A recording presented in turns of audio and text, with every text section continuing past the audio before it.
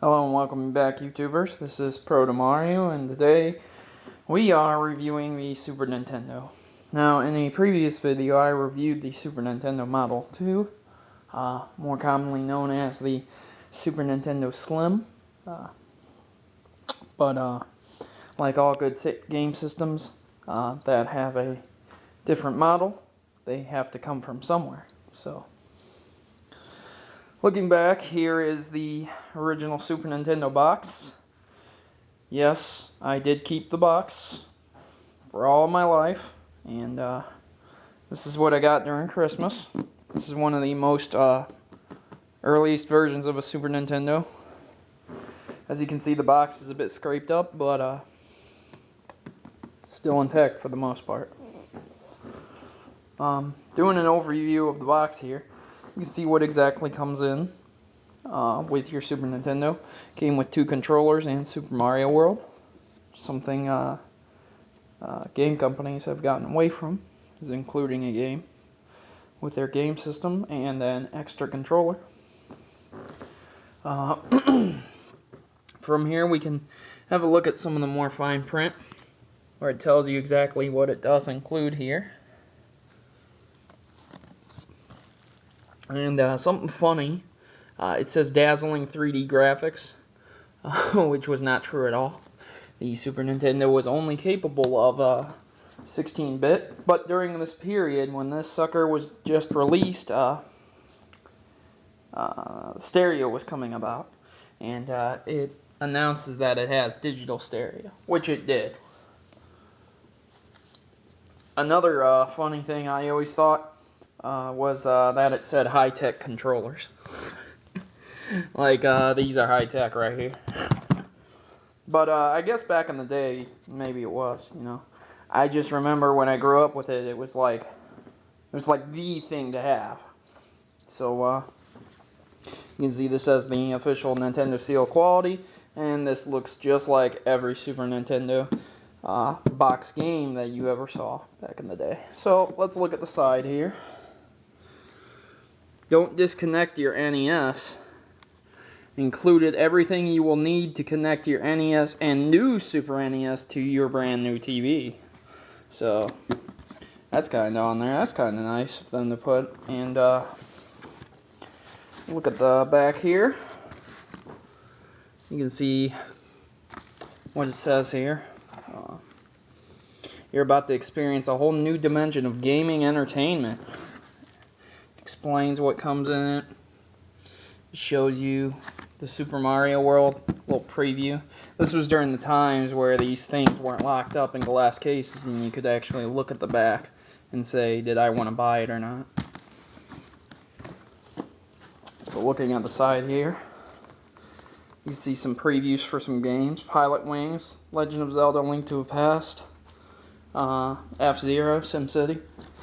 So let's go ahead and open this sucker up, and let's just see what exactly comes out. Came with your Super NES.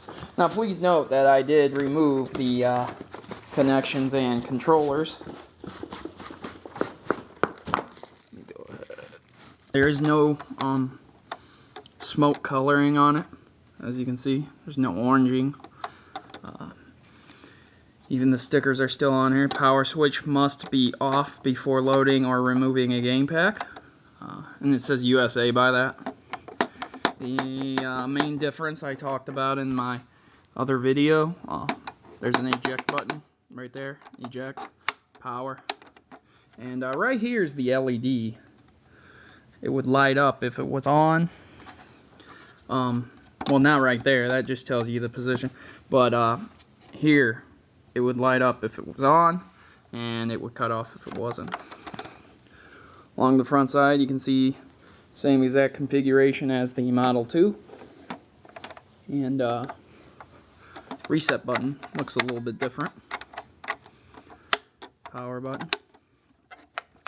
Still have your little tray protector. And the aesthetic look of it is almost the same as the Model 2. This right here is not embedded in, but it's also not a sticker. So I'm not exactly sure what it is, but it's actually in the plastic, whatever it is. So let's have a look at the bottom here. As you can see, once more, here's your little security code if you wanted to register it or something. And let's take a look right here. Here is the extension for the Super Nintendo CD attachment that was going to be released. This was going to be used for any future ideas, possible computer adaptations. Because remember, the Commodore 64 was out during this time, and home computers were just coming about. FCC, and it tells you right here, model number SNES 001. So it was actually considered the Super Nintendo system, not entertainment system. I believe they just added that out of similarities to the Nintendo. Just like the Model 2, this one has rubber feet on the front and none on the back. And let's take a look at the back here. Once more, just like the Model 2, you can see ventilations and along the sides the ridges. And on the back here is the number. They still do repair these. And right here, this is this didn't originally come with a adapter here for AV out. You had to buy that separately, but it came with the coaxial, and it also has the channel for you to put this anywhere you wanted, and a plug for your AC adapter, which are interchangeable, as I showed you on the other video. So this is the original Super Nintendo. As you can see, it's in pristine condition. It's a very nice system. It was capable of 16-bit graphics. It could push 32. It was not suggested to push 32. As you can see with Star Fox, it wasn't exactly the best looking when you pushed it that much. But this is a great system. The Retro Duo and Retro Trio, they actually redo this system perfectly. There is absolutely no difference between this one and the Retro Duo Trio. Or the Model 2. So if you're looking to get a Super Nintendo and you want to start collecting those carts, it would be wise to start off with this. And if you're not a purist, go ahead and pick up a Retro Duo or Trio. They're about $30 to $50, easily found on the internet, and they also allow you to use these controllers with them. But if you're a purist like me, I really like this. This is a beautiful system, beautiful condition. It's rare to find non-yellowing Nintendo systems. So, this is Protomario, and I hope you enjoy this overview of the Super NES.